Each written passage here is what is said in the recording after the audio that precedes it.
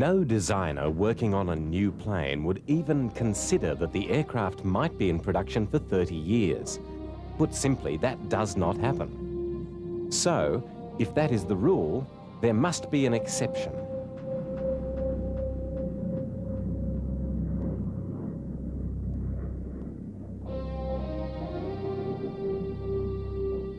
The Lockheed Starfighter's general specifications were nutted out in 1952 and it first flew in 1954.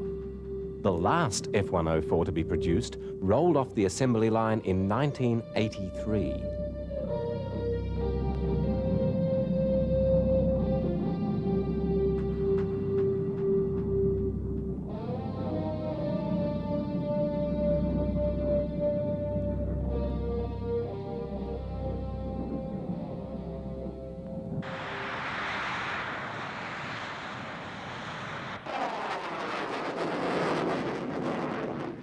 In the early 1950s, with the Korean War making new demands on US aircraft, the designers were confronted by a problem in the available engines.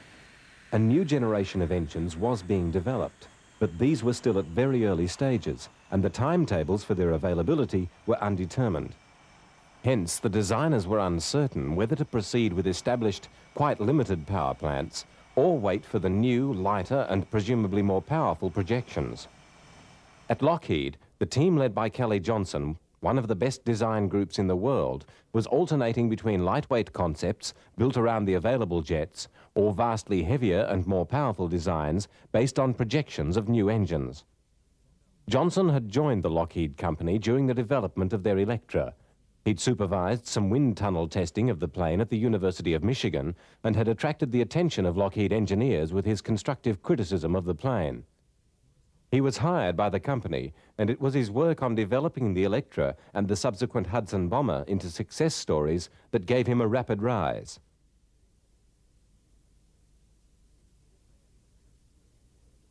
His innovative and intuitive work brought great reward for the company. The P-38, unorthodox, long-ranged, a pleasure to fly, was typical of his unblinkered approach to design solutions. It was a success as a plane and as a financial proposition, being manufactured in large numbers. The Lightning's twin boom can be seen as part of the pace and engineering daring of development in aviation during the 30s. However, with the end of the war, things got a lot quieter. Still with much activity around the new jet engines and in civil aviation, but with little of the pre-war impetus and only limited funding. In the USSR, unlike most post-war countries, design of new fighter planes continued at a great pace.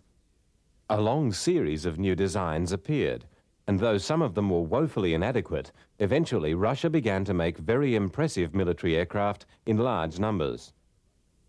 The popular Western perception of the Russians was that they lagged in design and industrial competence, and so the state of development of their planes came as a shock to many when MiG-15s appeared in the sky of Korea. The US pilots, hard-pressed in their sabres to keep on top of the MiGs, called for radical new planes to give them back the advantage that they had been encouraged to take for granted. Kelly Johnson, visiting Korea, repeatedly was told by the pilots that they needed a plane with the edge on the Russians in height and speed, and they needed it soon. That settled the debate on Lockheed's next project.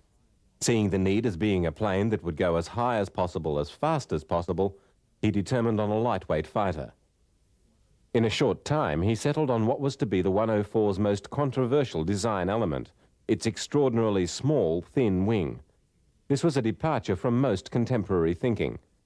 In addition to its size, the wing also disregarded the highly swept shapes that had been adopted for supersonic flight.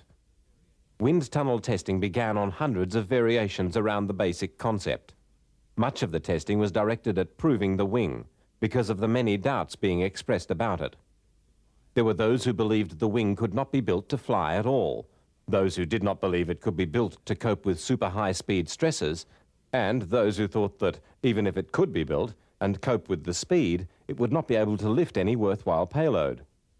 It was to be only 7 foot long, and to go from being just over 4 inches thick at the fuselage down to under 2 inches thick at the tip.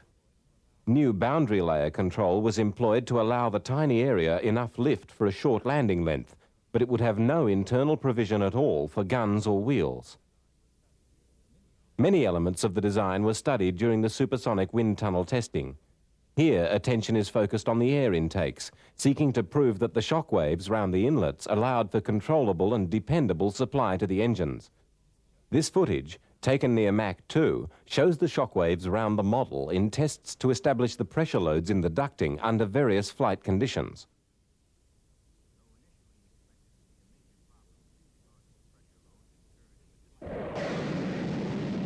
In addition to the wind tunnel testing of the 104, more unconventionally, the design was further tested as models bolted to 5-inch Army rockets and shot off over the desert. These tests reproduced fairly accurately the types of stresses that very high speeds and accelerations would exert on the wing at lower altitudes. Not only did they allow for testing of the shape of the wing, but also its construction. Though apparently eccentric, the rocket firings were a very valuable tool for the engineering team.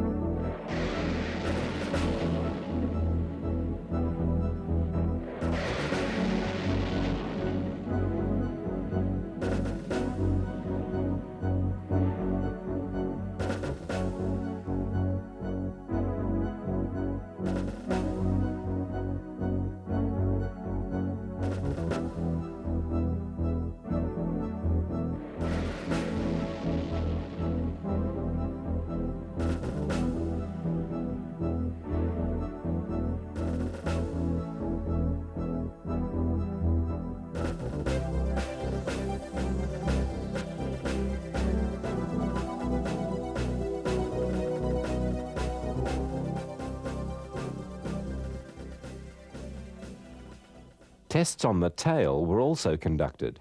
It too was designed to be very thin, and there were many people unconvinced that it could be given enough strength.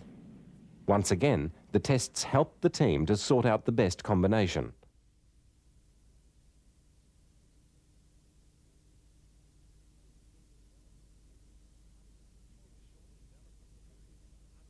In a short development period, hundreds of models were built as the basic elements were shuffled. Generally, little or nothing was added to the original plane. And with the F-104's appearance settled, a contract was issued for 2 planes to be built.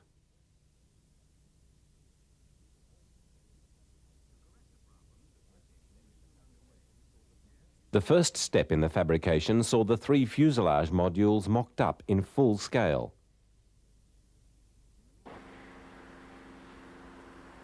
Simultaneously, the jigs to cradle the whole planes were built. All over the workshop, drilling, milling and cutting of the parts commenced. The planes, on an experimental production run, were essentially hand-built. In a flurry of activity after the receipt of the March 1953 contract, Lockheed cleared production space, constructed a wooden mock-up, and then, without stopping, built the 2 prototypes. The first flight was to take place only 12 months after the signature of the contract.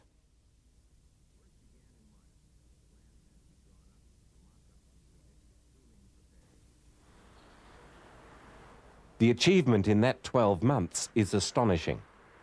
This was not a design that had been simmering away on the back burner for a long time. It had come into existence in late 1952. It was a leap forward in aviation and technologically very advanced. However, its development was spectacularly rapid.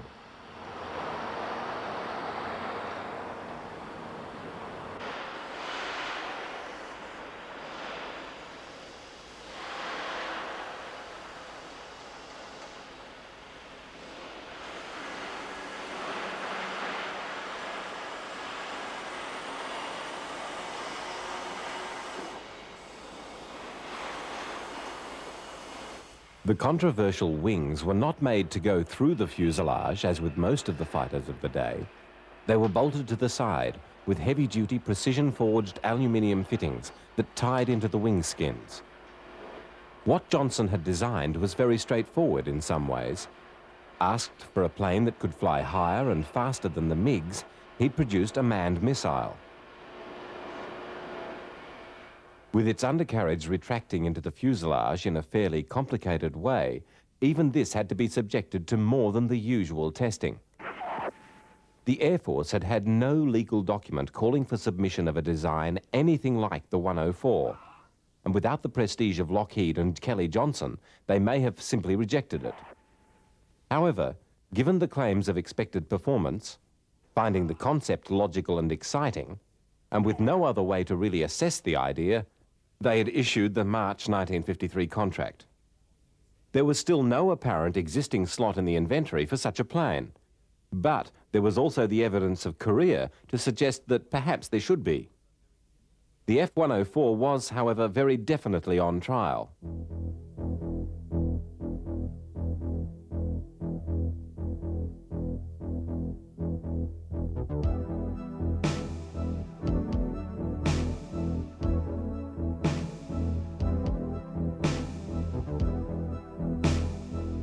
The construction of the plane went ahead rapidly, with the major sub-assemblies coming together and vibration testing at Lockheed's plant. The vibration testing established the natural frequency patterns for the entire structure in final preparations to ensure the plane was safe for flight.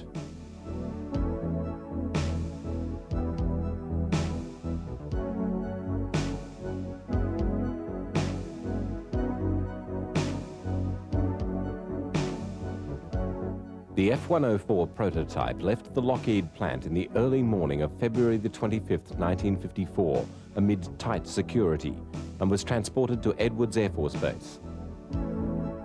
The crews immediately began a thorough round of checking and rechecking the plane's systems in preparation for its first flight.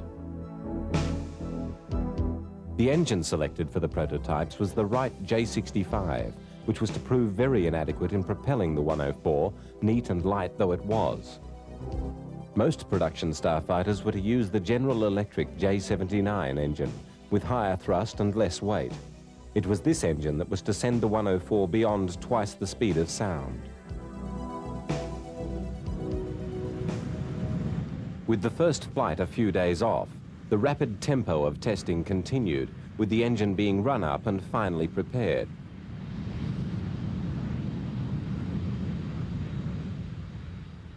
For a number of reasons, including the fear of ejecting pilots being dismembered by the tail of the plane, the seat ejection was arranged to work downward. While obviously of no use at low levels, this system allowed for a simplified layout in the cockpit and the arrangement of the canopy and the seat itself. Because of the danger of impacting pilots straight into the ground, later starfighters used conventional ejection seats, firing upward. Although the test pilot Tony Levere had made a skip-off during taxi trials on the 28th of February, on March the 4th, 1954, the 104 was rolled out for its first official flight.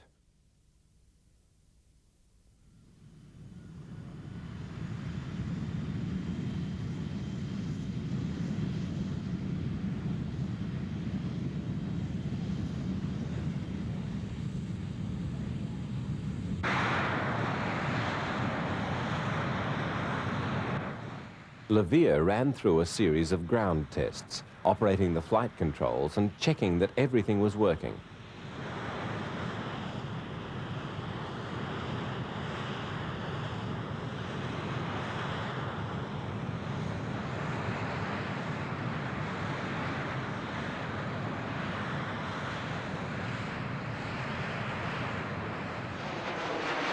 Satisfied that all was well, he then started down the runway and lifted the 104 into the air for the first time.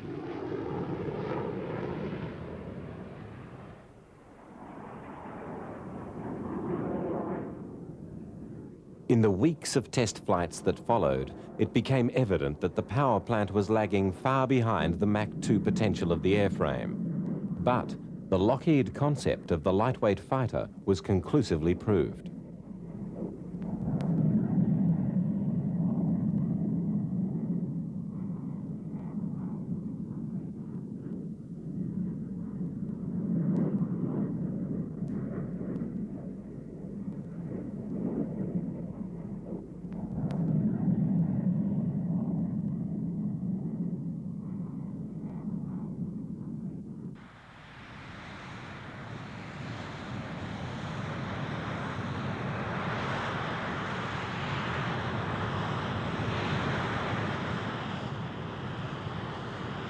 Despite the prototype's inability to exceed 1.3 times the speed of sound with its current engine, the design had been vindicated sufficiently for the Air Force to order 15 more planes with uprated power plants as F-104As. In April 1955, one of these finally took the Starfighter past Mach 2, which was the signal for 104 production to swing into top gear. For the moment, the intense testing of the two prototypes continued.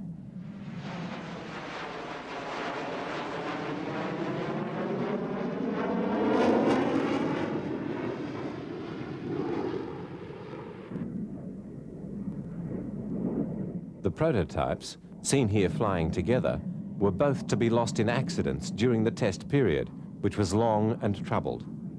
There were many incidents where bugs in the plane's engine or its other equipment were encountered, often in situations that were either potentially or actually very dangerous.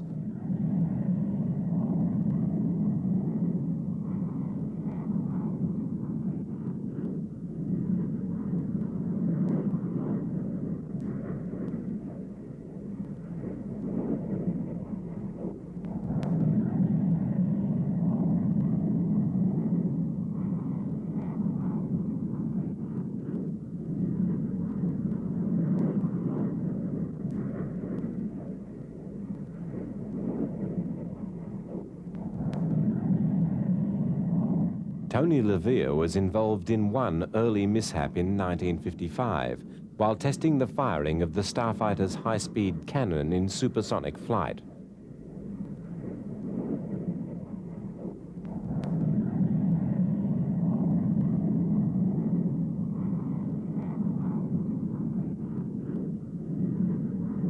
After a trouble-free first firing, LeVere started the plane on another run, ready to fire the gun again. This time, something went dreadfully wrong, and the plane lost all engine power. LeVere found himself having to make some very quick decisions. He was about 40 miles from base, but high enough theoretically to be able to glide back to land.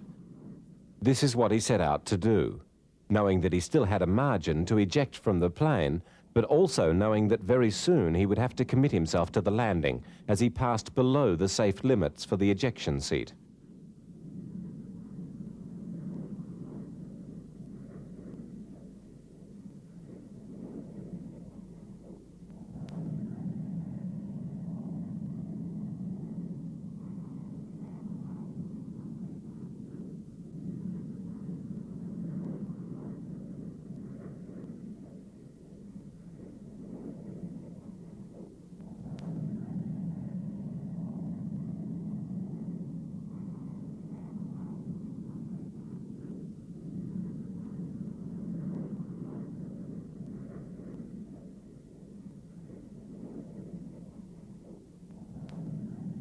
Even before the hatch was opened, a dirty smudge of smoke showing on the fuselage confirmed that the gun had caused the trouble. Behind the gun, in the gun compartment, was a hole blown into the plane when a cartridge had ejected backward through the gun baseplate. Relieved that the malfunction was in the gun and not in the airframe, the engineers fixed the plane and the tests went on. The repaired prototype, number 787, went back to the gun testing, but 4 months later there was to be a recurrence of problems with the cannon.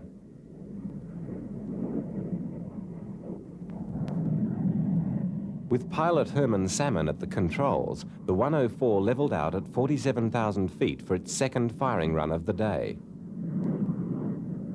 Again, there was an explosion, but this time the damage was major and the aircraft became uncontrollable.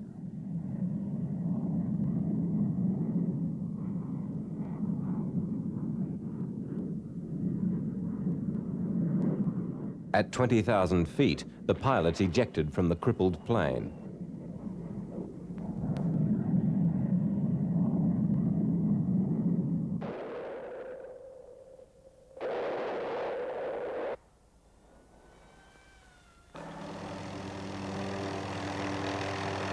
Emergency services responded immediately, and Salmon was located, fortunately unharmed.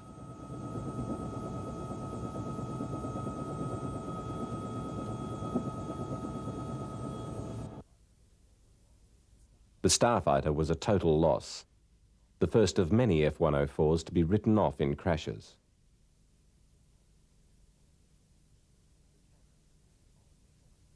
The cannon had been the obvious suspect in the crash, and it was established that again a malfunction in the gun had damaged the plane, this time with drastic effect.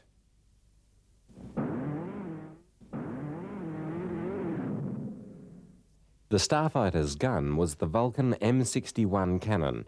6 foot long and 300 pounds in weight, it was, at the time, claimed to be the fastest firing gun of its type in the world.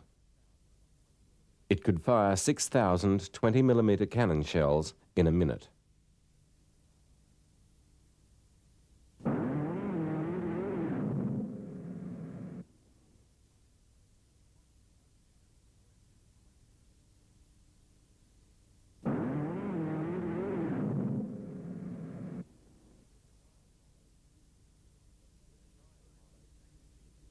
The design borrowed 2 features from the famous Gatling gun, first patented way back in 1862. Both had a rotating cluster of barrels and both were externally driven. Rigidly clamped together, the 6 barrels gave each other support and the installation did not have the whip of a single barrel. In addition, the arrangement centralized the recoil of the gun. In contrast to the hand-cranked Civil War Gatling guns, the M61 was driven with electric power from the plane. This did away with any need to attempt to trap and use the exhaust of the gun firing, which meant that the installation was less susceptible to corrosion or fouling. Each round was fired independently, eliminating the erratic recoil of multi-gun and gas-reloaded options. At the time, the M61 was a new weapon, and the troubles that it caused in the early days of the 104 must be accepted as part of the teething that can be expected with any piece of advanced equipment. A comparison of the Vulcan with the US Air Force's previous preference of machine guns is difficult. In hitting power, range, speed of fire, the effects of the plane on the gun's action, indeed all measures of effectiveness, the Vulcan has such a wide margin of superiority as to render such an evaluation meaningless, even with consideration of multiple machine gun installations.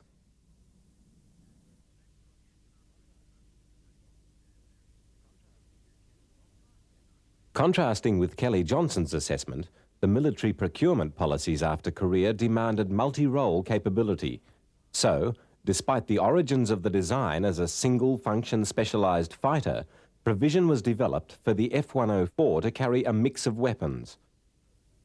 Though the Starfighter's superlative performance was appreciated in the USAF, it was not seen as sufficient justification for the project, and Lockheed was forced to develop some unlikely attachments for the plane in trying to convince the Air Force to stay with the project. Among these was this trapeze installation to allow the carriage and delivery of the Genie nuclear rocket.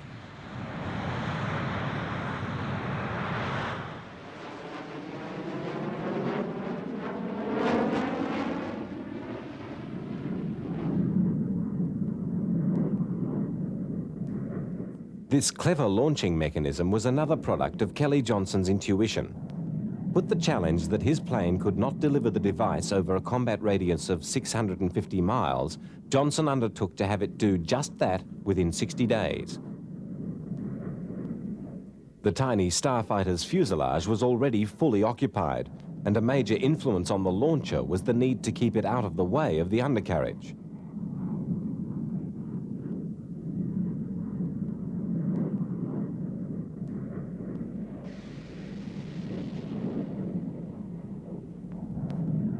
With little fuss, the 104 demonstrated successful firings of the Genie at 56,000 feet at above 1.7 times the speed of sound. But the ability of the design to respond to such a challenge was to serve it little good in the Air Force's eventual assessment.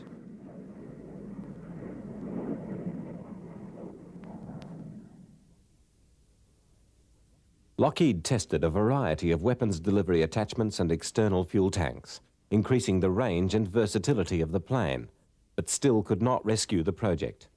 The weight of opinion against it was gaining momentum.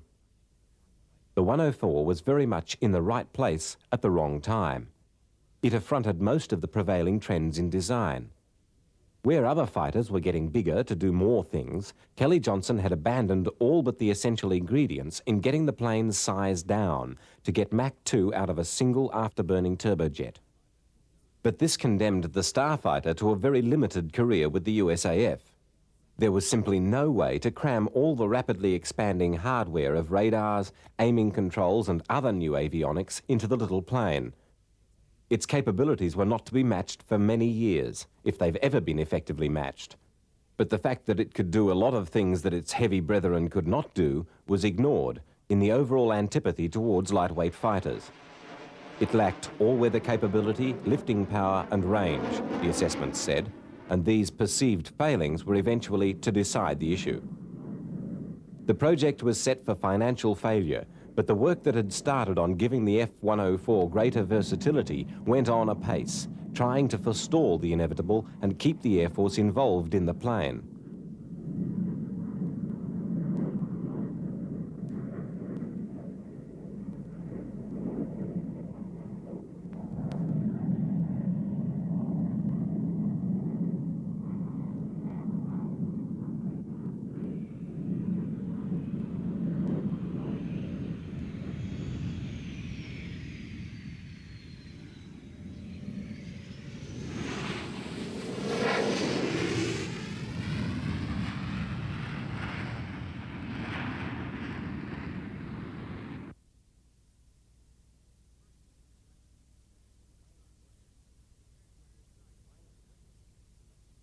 The plane's weapons capability included standard systems like the Sidewinder air-to-air missile. There was no question that it was an effective firing platform. The little plane revelled in the air superiority role it had been built for and was, stiletto-like, lethal.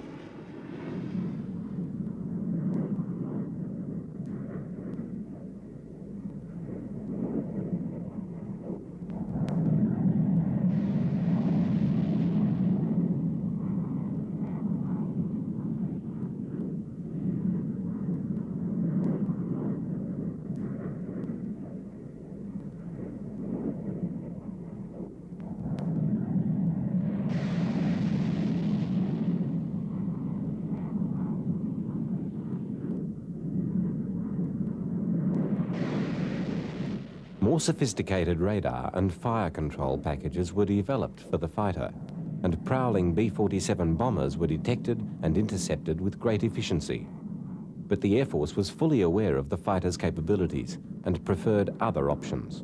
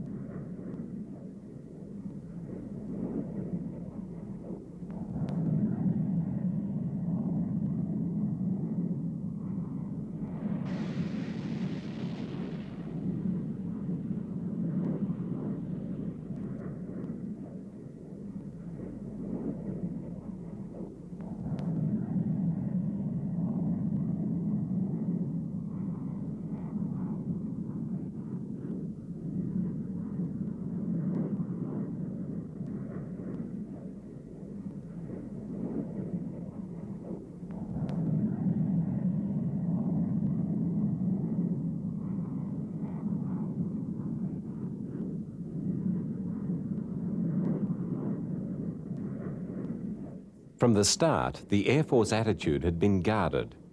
The F-104 was the first plane to be purchased on a fix-then-fly basis.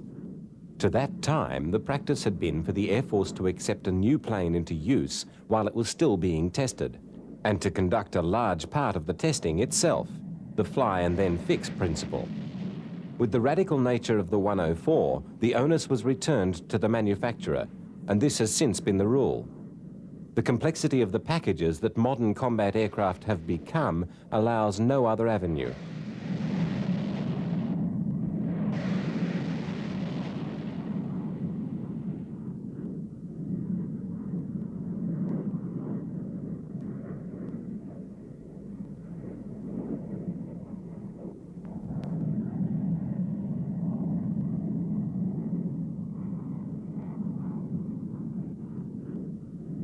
As the prospect of large USAF orders faded, another market was quietly revealing itself in Europe. The pure performance of the plane was remarkable, and with its rapidly expanding tactical capability, it was maintaining a position as the design to beat. On top of the expansion in the weaponry of the plane, during 1958 and 1959, it was sent on a spree of record setting to reinforce the message of its potency. Even when the new F-4 Phantom II broke some of the Starfighter's records, the F-104s promptly set new marks outside the F-4's ability. Essential to the Starfighter in overcoming criticism of its limited range was that it accommodate in-flight refueling technology. At the time, this was still very new, and expensive lengths were gone to in setting the plane up. The 104 had to display capacities in ordnance, range, and technical sophistication that had been deliberately excluded from the designer's original consideration. These were now deliberately reworked into the performance spectrum to prepare for the potential specifications to be set by the West German Luftwaffe.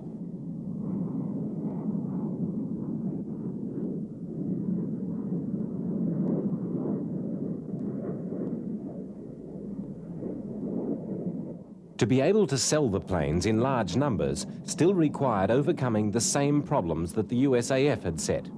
It had to be developed into a multi-role all-weather strike aircraft. And, with question marks already over the plane, it had to compensate by not simply succeeding, but excelling in the tasks it was set. Even so apparently simple a task as aerial refueling.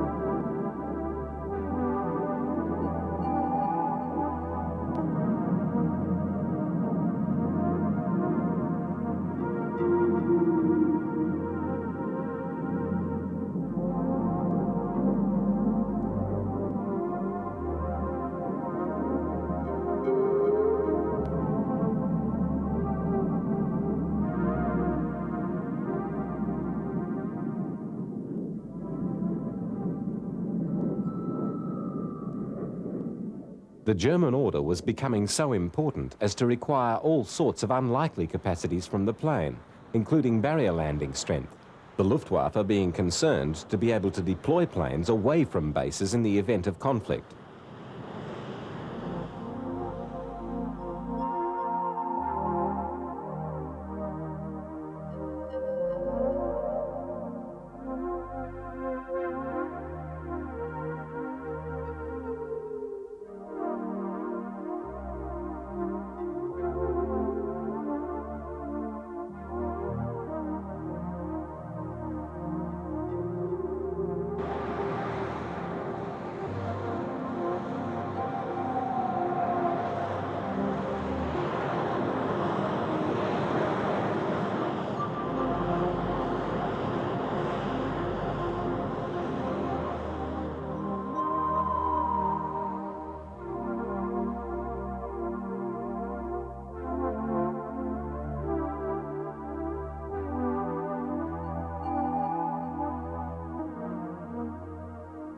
The plane displayed that it had the strength to cope with this artificially shortened landing, but the challenge to the pilots was another thing entirely.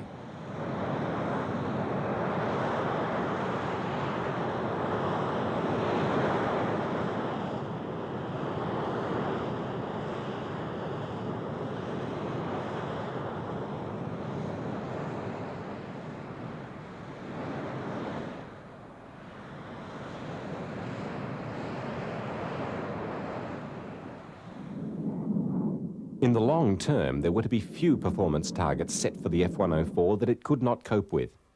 But there was never a certainty that any individual pilot would be able to cope with the plane.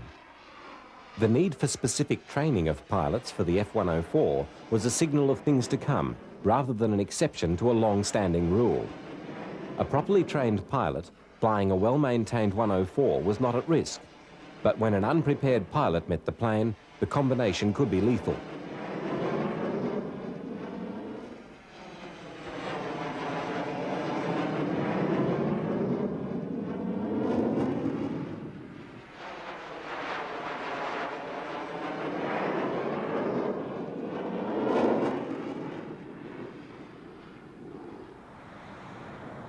The Starfighter's survival had become dependent upon sales in overseas markets, and the development of the plane became determined by the specified and perceived needs of the NATO clients. If Germany needed short takeoff and landing, then Lockheed would show successful crash barrier landings and zero-length launch capability. Here, on the first occasion that such technology was tested, the truck-mounted rocket-propelled launch system is demonstrated with an F-104. First unmanned and then with a pilot, the launches were executed satisfactorily. Nothing very useful was to come of this development, but the potential for its successful employment with the Starfighter was a valuable string to the project's bow in the eyes of the Luftwaffe.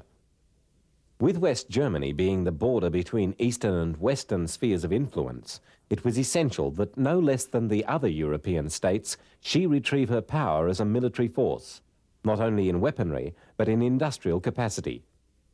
Unlike the situation at the end of the First World War, there was a perception of a need for a strong Germany at the front of the Western alliance. Germany's logical concerns became considerations for the company strategists working on selling the 104. The concentration on Germany's conceivable needs was reasonable. NATO needed new arms, and there was a healthy desire to standardize the NATO armories. If the German call for new equipment could be won for Lockheed, the signs were that many other orders would be won at the same time.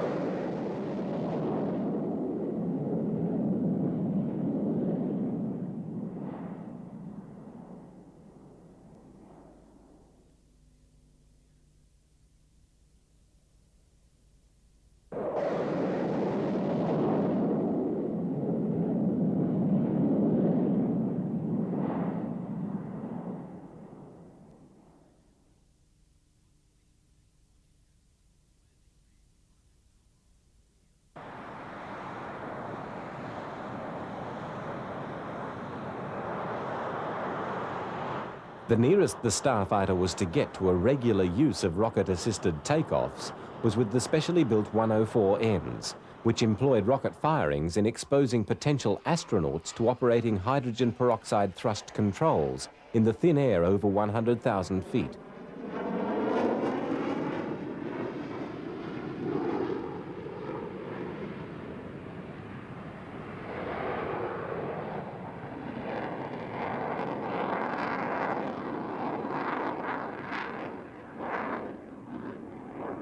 One of the developments that saw the F-104 concept saved was the two-seat variant.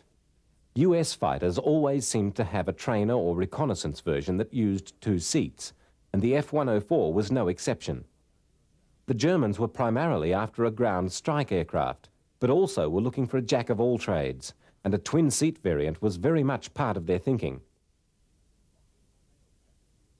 Lockheed's sales strategy included a production offset package that would see the planes manufactured by cartels of European aviation companies. The shot in the arm for European aerospace capability from the construction of these new factories was one of the clinching factors in the successful campaign.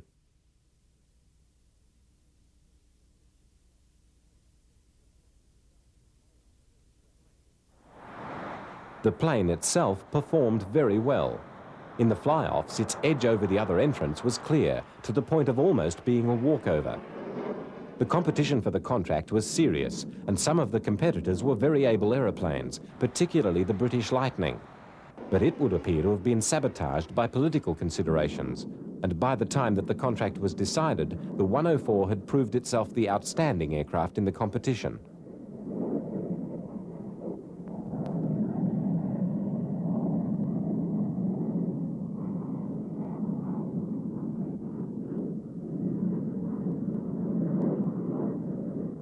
The development period had been long and plagued by various troubles, and the plane's reputation as a hot ship had cut a bit both ways, in that its unquestioned performance could be very unforgiving to the unwary pilot.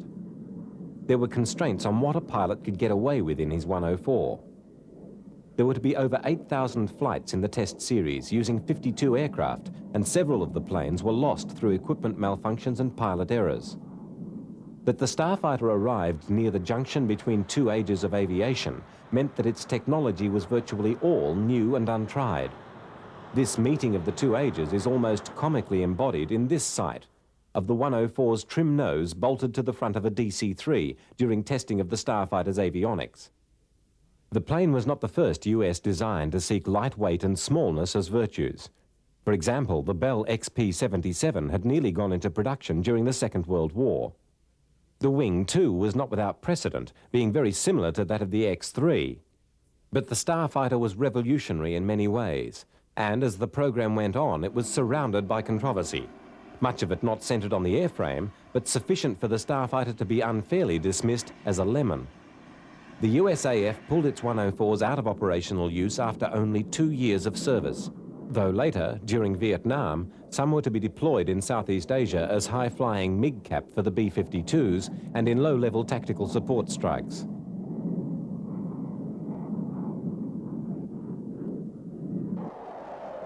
The Russians had also learnt lessons from Korea and the experience there of their redoubtable MiG-15s, and had developed the MiG-17.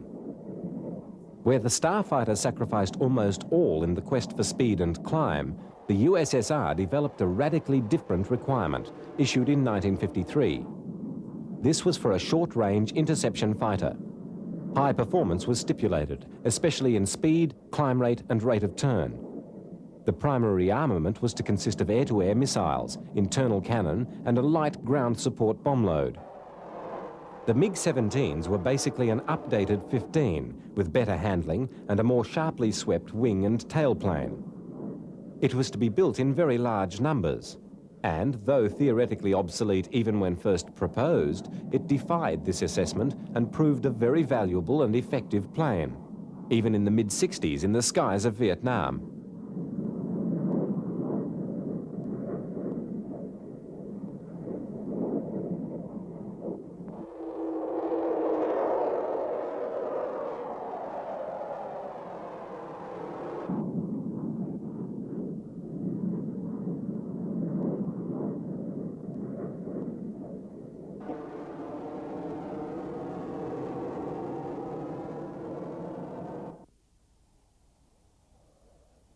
US thinking was totally different. If we ignore the F-104 and look at the other Century fighters, we find that they all were much larger planes. They also shared a commitment to state-of-the-art technology with varying degrees of success. The 100 Super Sabre, the 101 Voodoo, and the 102-106 Delta Dagger Delta Dart all faded fairly rapidly into history, seeing limited service in Vietnam. They all reflected in their way the concept of the fighter as a standoff missile launch platform.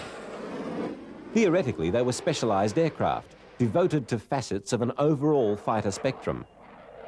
But during their careers, these divisions tended to fade, as each developed multi-role capacity. The 100 and 101 in particular grew into different uses.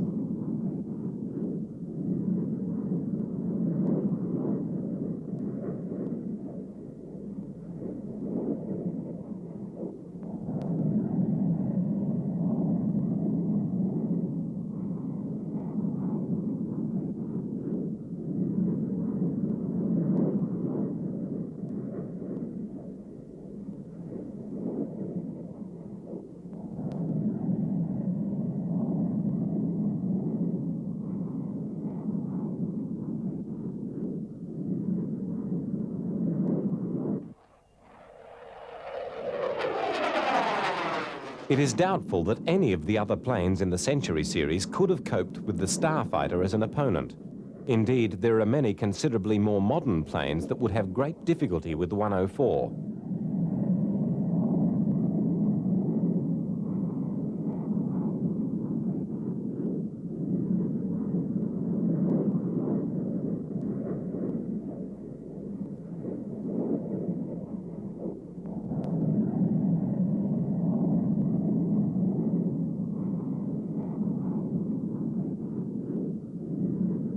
The overseas sales program with the Starfighter not only rescued the project from the brink of financial disaster, but made it into an outstanding success for the company. With the deals on production, it went into service with 14 air forces and was the nearest to a standard Western fighter plane to have been achieved.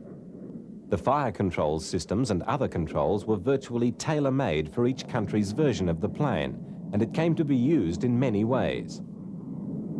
The 104 may have had a reputation for demanding the respect and care of the pilot, but it also had a reputation as the hottest thing in the air. The customer air forces around the world employed it in a variety of roles and persisted with its development throughout the years that followed, right down to the last ones, built in 1983.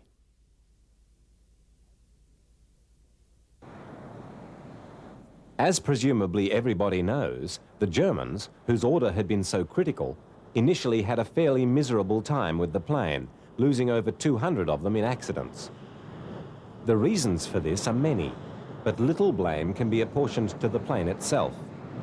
The disaster of its early deployment with the Luftwaffe had complex roots, and it took time to rectify the causes. The West Germans had a shorter, similar experience when bringing the F-4 into their inventory, and none of the other Starfighter customer nations had an experience remotely like the German problems. It is safe to say that these problems sprang in the main from the Luftwaffe's circumstances at the time.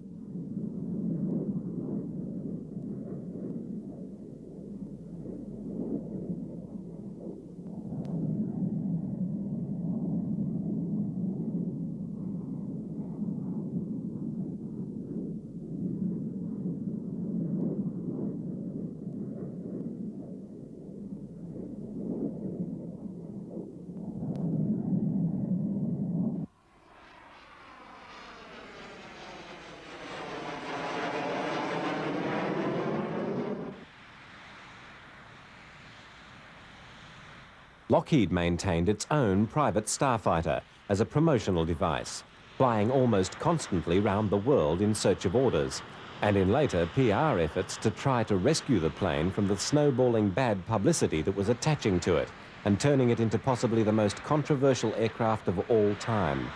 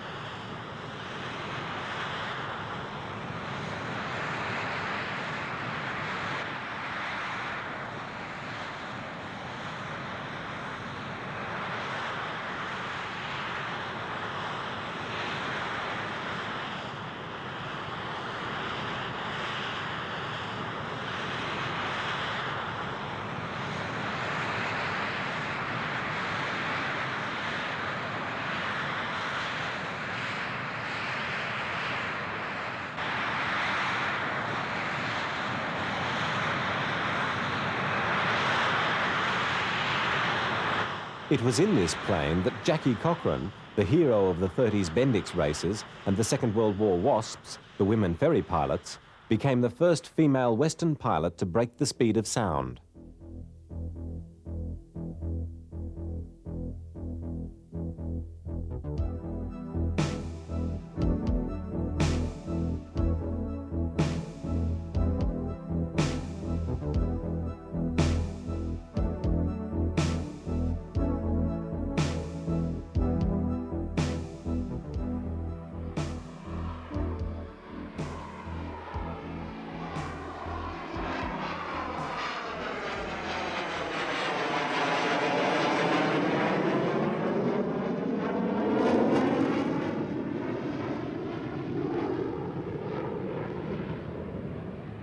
Kelly Johnson's design team proceeded from a plane with almost no wing to a plane with extraordinarily long wings, the U-2 spy planes, and then to the remarkable Mach 3 SR-71 Blackbird. Both of these aircraft bear some superficial resemblances to the 104. Certainly, comparing the three to other planes of their time, it's easy to see them as stablemates, products of the one vision.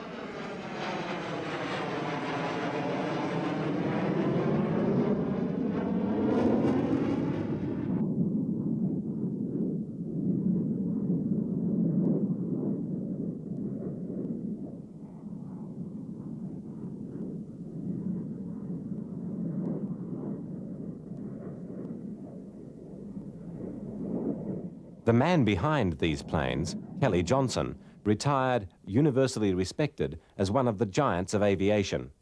His designs over his long career having constantly been at the cutting edge of their time, and some far ahead of their time. The 104, redesigned with bigger wings and greater maneuverability as the Lancer, was put forward in the fighter competition that saw the F-15 come into mass production. The proposal would appear to have not been taken very seriously, and no Lancers were built. Johnson maintained that the Lancer would have run rings around the F-15, and there is a considerable body of opinion that agrees with him, that even suggests that, in an aerial combat, the Starfighter itself might give the F-15 trouble. The problems of the 104, right from the unavailability of powerful enough engines for the prototypes, and then the unreliability of the J-79 when it did become available, had continued throughout its early career.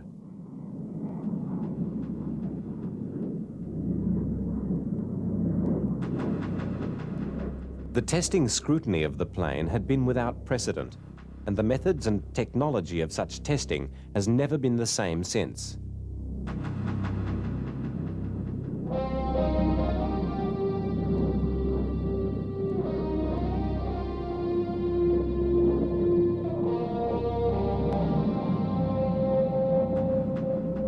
The development phase had seen some major troubles, like the problem of pitch-up, overcome in a test process that refined the ideas relentlessly and polished the plane into a powerful and reliable, though still eager, skittish and restive weapon.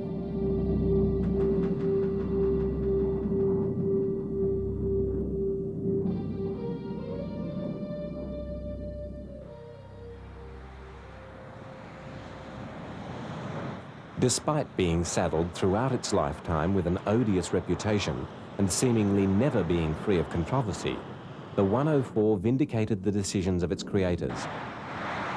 In its long career, it has carved its own very special place in the story of aviation.